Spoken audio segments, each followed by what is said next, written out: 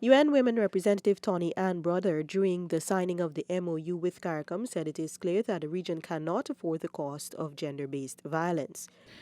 And in doing this, part of what we'll also be doing is supporting the leadership of the Caricom Secretariat in realizing these three priorities.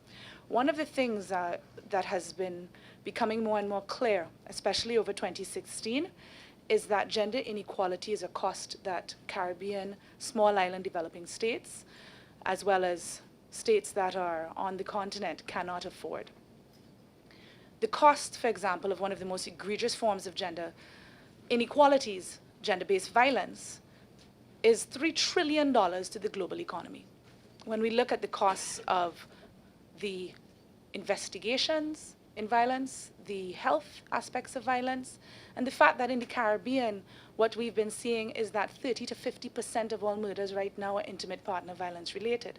This is at the forefront of my mind. I'm a Trinidadian citizen of the Caribbean, but I've been looking at the news across the Caribbean. And what we're seeing is this is something that we cannot afford. Brother underscored the importance of tapping into the potential of the region's young boys and girls and expressed pleasure that CARICOM is taking the lead in this regard. She noted that this agreement seeks to ensure that there is a CARICOM-wide voice in the normative process, shaping national levels of sustainable development as it relates to gender equality and the deepening capacities of the CARICOM member states in implementing international, regional, and national commitments, such as the Convention on the Elimination of All Forms of Violence Against Women.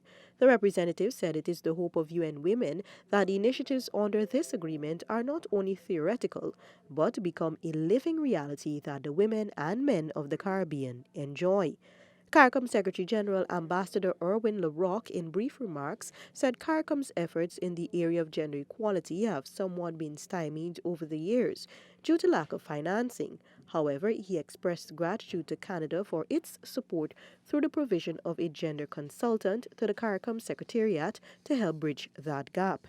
Today's MOU will allow for support to the CARICOM Regional Gender Program and the work of the CARICOM Regional Statistics Program. It includes collaboration in the provision of Caribbean-wide data, statistics, and analysis of the implementation of the gender dimensions of the Sustainable Development Goals, the SDGs, and the SIDS Accelerated Modalities for Action, known as the Samoa Pathway. Some of the work will focus on developing model legislation and regionally specific tools to address behavior change to tackle the root causes of gender-based violence and in ensuring strong evidence-based advocacy. The MOU would be implemented in partnership with other developmental partners wherever possible. For Newsroom, Stacey Carmichael.